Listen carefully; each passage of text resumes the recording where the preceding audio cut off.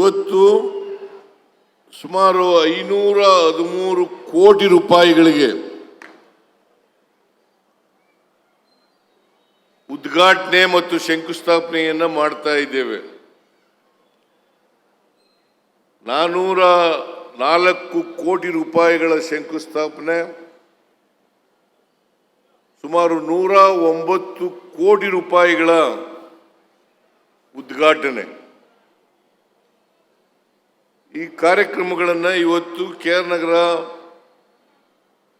ವಿಧಾನಸಭಾ ಕ್ಷೇತ್ರದಲ್ಲಿ ಮಾಡ್ತಾ ಇದ್ದೀವಿ. ಈ ಎಲ್ಲ ಕಾರ್ಯಕ್ರಮಗಳು ಇವತ್ತು ಶಂಕುಸ್ಥಾಪನೆ ಉದ್ಘಾಟನೆ ಆಗಬೇಕಾದ್ರೆ ಅದಕ್ಕೆ ರವಿಶಂಕರ್ ಕಾರಣ ಅಂತಕ್ಕಂಥ ಮಾತುಗಳನ್ನು ಹೇಳಲಿಕ್ಕೆ ಬಯಸ್ತಾ ಇದ್ದೇನೆ. ರವಿಶಂಕರು ನನ್ನ ಹತ್ರ ಜಾಸ್ತಿ ಮಾತಾಡಲ್ಲ, ಅದ್ರ ಕೆಲಸ ಮಾಡಿಸ್ತಾರೆ. ಹಾಗಾಗಿ ಅಭಿವೃದ್ಧಿ ಈ ಕ್ಷೇತ್ರದಲ್ಲಿ ಮಾಡಿಸೋದ್ರಲ್ಲಿ ರವಿಶಂಕರ್ ಅವರು ಯಾವಾಗಲೂ ಕೂಡ ಮುಂದಾಗಿರ್ತಾರೆ ಅಂತಕ್ಕಂಥ ಮಾತುಗಳನ್ನು ಹೇಳಲಿಕ್ಕೆ ಬಯಸ್ತಾ ಇದ್ದೇನೆ.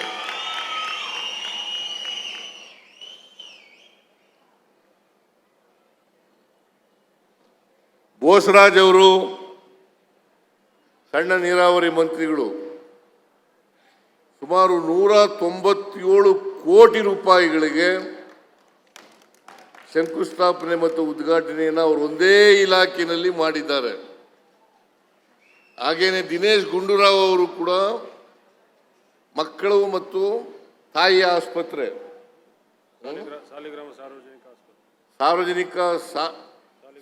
ಸಾಲಿಗ್ರಾಮದಲ್ಲಿ ಸಾರ್ವಜನಿಕ ಆಸ್ಪತ್ರೆ,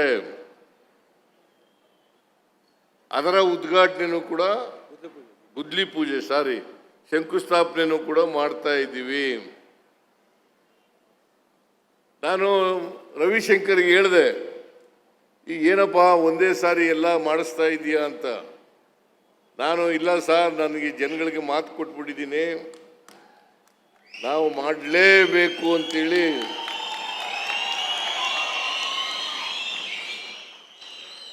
ಅವರು ಹೇಳಿದ್ರು. ನಾನು ಕೂಡ ಪ್ರಜಾಪ್ರಭುತ್ವ ವ್ಯವಸ್ಥೆಯಲ್ಲಿ ನೀವೇ ನಮ್ಮ ಮಾಲೀಕರು,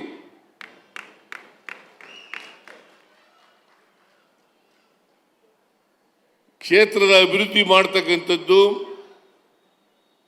ಜನರ ಸಮಸ್ಯೆಗಳಿಗೆ ಪರಿಹಾರವನ್ನು ಕೊಡ್ತಕ್ಕಂಥದ್ದು ಸರ್ಕಾರದ ಮತ್ತು ಶಾಸಕರ ಕರ್ತವ್ಯ ಅಂತಕ್ಕಂಥ ಮಾತುಗಳನ್ನು ಹೇಳಲಿಕ್ಕೆ ಬಯಸ್ತಾ ಇದ್ದೇನೆ.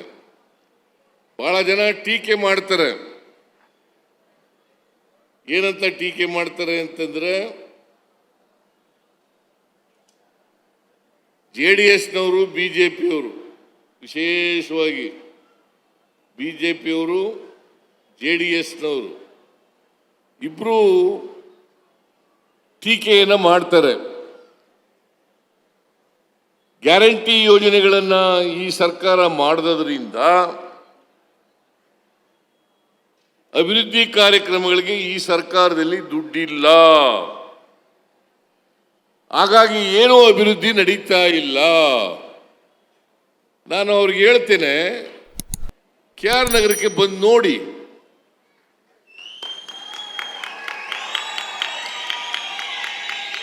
ಇವತ್ತು 513 ಕೋಟಿ ರೂಪಾಯಿಗಳಿಗೆ ಶಂಕುಸ್ಥಾಪನೆ ಉದ್ಘಾಟನೆ ಆಗ್ತಾ ಇದೆ. ಇವತ್ತು ಪಾಪರ್ ಆಗಿರ್ತಕ್ಕಂಥ ಸರ್ಕಾರ, ಹಣಕಾಸಿನ ಮುಗ್ಗಟ್ಟಿನಿಂದ ತೊಂದರೆಗೊಳಗಾಗಿರ್ತಕ್ಕಂಥ ಸರ್ಕಾರ ಇಷ್ಟೊಂದು ಅಭಿವೃದ್ಧಿ ಕಾರ್ಯಕ್ರಮಗಳನ್ನು ಮಾಡಲಿಕ್ಕೆ ಸಾಧ್ಯ ಆಗ್ತಾ ಇತ್ತಾ?